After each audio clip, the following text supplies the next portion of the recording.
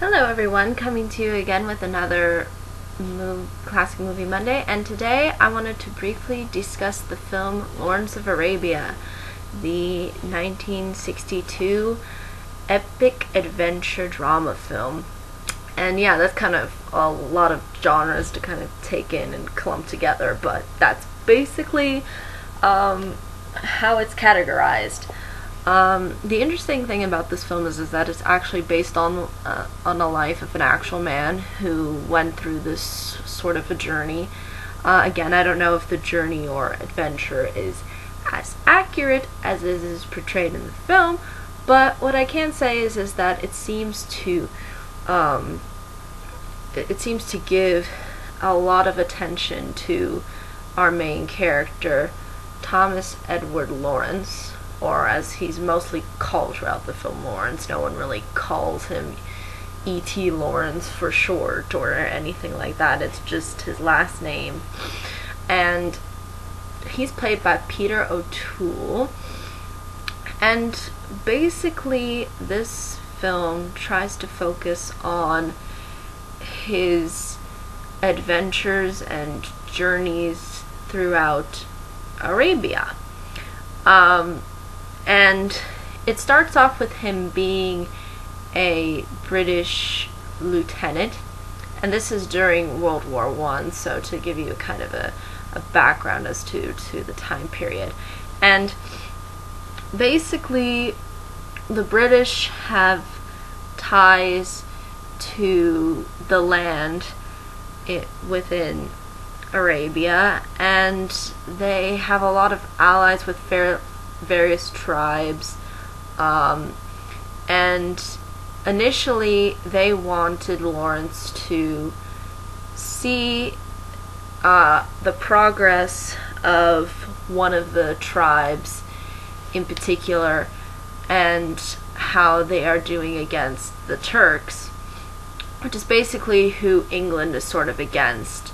And they have, again, various Arab tribes that are allied with them because Britain ultimately controls the entire territory around Arabia during the time. And so they want to make sure that it stays that way and that they can, in the meantime, conquer more lands that are actually occupied by the Turks. So it's Lawrence is sort of portrayed as being on the offensive and on sort of working with these tribes and having various battles where they just basically go in and conquer whatever city, whatever trade transport that the Turks are using. Apparently they use the train at one point. So it involves a lot of looting, pillaging, and, storming across the desert. And it seems to follow that it seems to follow this kind of setup throughout the film until Lawrence sort of starts questioning sort of his loyalty, and he suddenly feels that his attachment to the Arab people and the Arab tribes is really strong, and he feels like that this land should ultimately belong to them and not necessarily the British whom he's fighting for. So you will see how there's like these really difficult political dilemmas and interests. Sometimes they unite and sometimes they divide, and it's really trying to play in, I think, to the sort of politics of the time and how it was fairly complicated because you had all of these various European countries coming into Africa around sort of where the Middle East was too, and I think even to India. So we do have this idea of colonization that is occurring, and the film really expresses the fact that it is within the era of colonization where European countries are sort of forming alliances and at the same time sort of conquering various other lands, and you kind of see how it becomes very political and how that really affects Lawrence. Not only are the politics affecting his character sort of struggle throughout the film, but also his struggles with violence and with his morals, and it's sort of like he has difficulty in deciding who he wants to be at the time, at times, even though he really emphasizes this to sort of himself and his men, that, you know, a man can be whoever he wants to be, and, you know, nothing's impossible, and you can be a hero, and it sort of has this kind of, I almost want to say, a kind of a non-traditional ending to, I guess you could say, a classic film, which I think makes it really interesting, and I think what makes it stand out.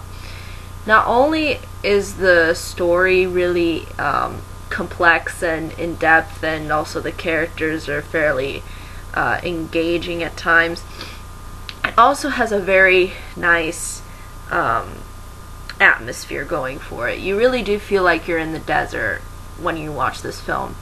And I really like the use of, again, the practical effects, the fact that they ride camels, the fact that, you know, you feel like you're in the desert when you're there. It's not like that there's like this, you don't feel like that anything's like CGI'd or changed to make it maybe look prettier or something. You feel like it's actually how a desert would look like. And I think that's really what makes the film stand out. Now, the only thing that I can really say as far as to who would like and dislike this film, I think it really depends on if you can accept this older style of filmmaking. And this older style of filmmaking is longer. It is a little bit slower paced. It's not as completely action-packed throughout the entire film. So the pacing is going to be completely different than what we have today in modern filmmaking. So this is going to turn on some people or turn off some people. And and yes, you can make the argument that, yeah, it's maybe not that interesting, but I think looking at it through an adult perspective, I find the story really intriguing, and I think they executed it really well. And I think a lot of people acknowledge and praise this film for having such good elements throughout, and having well done performances, and having this kind of a structure where it's not completely like a traditional classic, in the sense of it being kind of like a climax and then a complete resolution. It feels like it feels a little hollow, I think, at the end. But that's only because I'm sure that's how really it happened within history. So I don't think that an audience could blame the film for ending in such a way. But it does seem untraditional, I feel, compared to a lot of other classics that I've seen, where I feel it ends on a fairly like heroic note, or it ends fairly triumphantly, or somewhat bittersweet, but there is this kind of closing of the door. And with this one, I feel it sort of ends with like, yeah, this is how it happened, take it for what it's worth. So I think the pacing in this one did kind of drag on me. I did feel like, since the plot was fairly complicated, and having all of these different tribes, and then having all of these alliances, and then not having these alliances anymore, and then the politics sort of playing in, it's easy. I don't think it's that hard to understand, but at times it just drags out, I feel, a little bit too long. I almost feel like at certain points I feel like certain things could be like cut out, and certain scenes don't really need to be in there. So I do feel like that sometimes it's hard for me to get through these kinds of classic films, because again, they just have this different style of filmmaking that's not like the style of filmmaking that we have today. So I think the pacing for this one was a little made it a little bit hard for me to sit through, because it is just so long and it just goes on and on and on. And I can understand why people might find this one to be a little bit boring, and yes, I understand that, but I think ultimately there's just some scenes that really stand out, and those scenes were in there. It just takes a while to finally get to those scenes where you go, okay, I'm really invested in what's going on now. I just feel like certain parts maybe could have been trimmed, or certain scenes could have been not as back and forth with dialogue, but at the same time I feel like it is executed to be like this older style, where it's more playing with being like a stage piece, where you have like an intermission in between, similar to like Gone with the Wind and other older films. And yeah, it is really that kind of a film, and I almost want to say it is divisive, and I think it is a generation thing, but I would consider this one a classic, because I think ultimately the overall execution of everything, I think, is really well done, and I think is deserving of praise. It's obviously not perfect. Again, I feel like there's just certain parts that just go on, and I don't feel like that they need to, and I just feel like, for me personally, I'd rather have a shorter, concise story with more gripping scenes than having scenes that kind of drag and then you finally get to some scene that's really important. So I just feel like it's something that doesn't need to be expressed in so much depth into having all of these little scenes that I don't feel really go anywhere. So I guess I just felt like that at certain points it could just have been trimmed down, and it wouldn't have hurt the movie.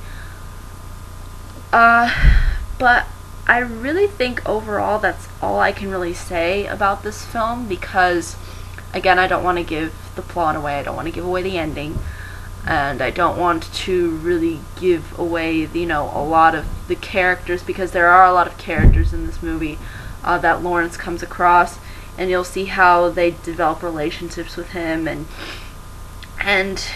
you do really sympathize with the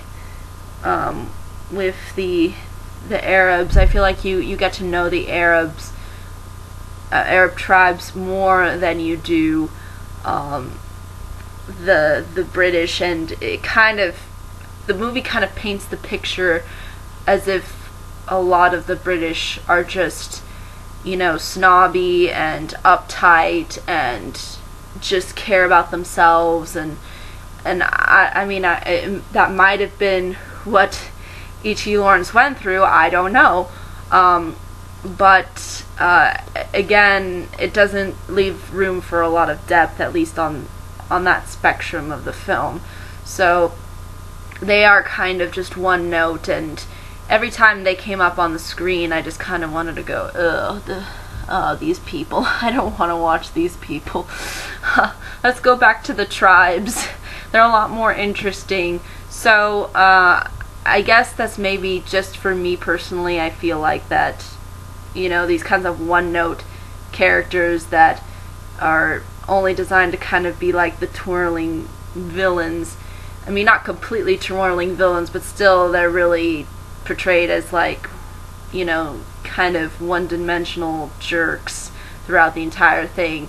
So just kind of know that going in, that it kind of treats the British as less dimensional, except obviously Lawrence, who's the only British person that's given a different side, and all the rest are pretty much the same, snobby and uptight, and you know, only care about their own interests. So I guess that's really all I can ultimately say about the film as a whole. It's just really long, and I feel like all I can say is that there are some really good moments in this film.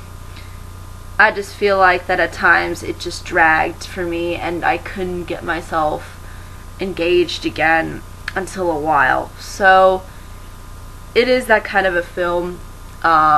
So just be prepared for that. If you don't really like those kinds of films, then it might not be the film for you. It may, because again, they still have these more interesting scenes. It's just, it takes a while to get to them. And I think even some of today's films still do this kind of thing where they pace things fairly slow, like in the first installment of The Hobbit, where we saw a lot of things got dragged and dragged out. So I will say that overall it was a good experience, and I would recommend it to anybody. But just kind of know going in, this is what this kind of a film is trying to do. It's not like a lot of more mainstream, more well recognized films of today are like. It is fairly old, and it has that kind of a pace. And if you enjoy that kind of a pace, then this movie will definitely intrigue you. If you like things to be a little bit more fast-paced, a little bit more energized, it's going to be hard to find that in this film. Although there are action scenes and such, it's not the same as filmmaking today, so just kind of be aware of that just going in. But I think that's really ultimately all I can say about this film. I think everything seemed to be structured fairly well. I just think that it was just way too long, and I just feel like that's just a personal kind of thing for me, I guess. But overall, I think there's certain aspects of this film that are really engaging, especially Peter O'Toole's performance of Lawrence, because his character gets the most time. He gets the most. He's the one that that the audience is the most, I guess, invested in, because he's really at the forefront of this film, and everyone else is just kind of is there. It's just they come and then they go. And since there's just so many characters, it's hard to really remember who's who anymore, because you just kind of look at all of the other ones that are English and, oh, they're all snobs, and they really all do sound like snobs in this film. Like, there's none of them that come off as really likable at all. And then you have the various Arab tribes, and you can kind of see how some of them may act a little crazy at points, or sometimes they'll be very funny, or they'll just have these kinds of moments that make them stand out and be a little bit more interesting and engaging and likable than the British army people that are portrayed in this movie. So just be prepared for that too. But ultimately, I think that's really all I can say. If there are any questions, comments, concerns, more than happy to answer them. But until next time.